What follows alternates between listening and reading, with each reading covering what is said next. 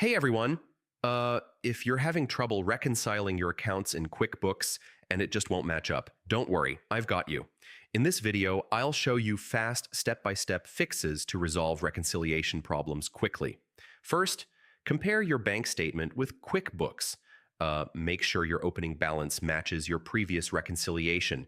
Even a small mismatch can cause errors, so check it carefully before moving on. Next, look for missing or duplicate transactions. These are usually the main reason reconciliation errors happen. Go through your transaction list, mark duplicates, and enter any missing entries to get things back on track. Now, run the Verify and Rebuild Data tool in QuickBooks.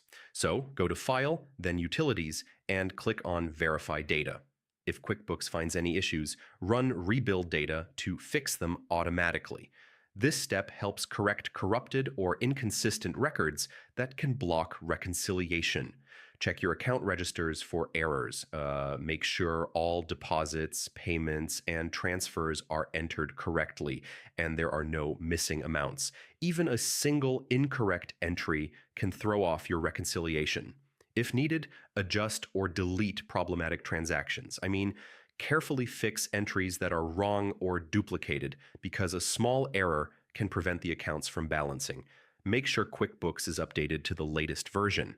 Updates often fix reconciliation bugs, and if the issue still persists, use the QuickBooks Tool Hub under Company File Issues to automatically detect and repair problems.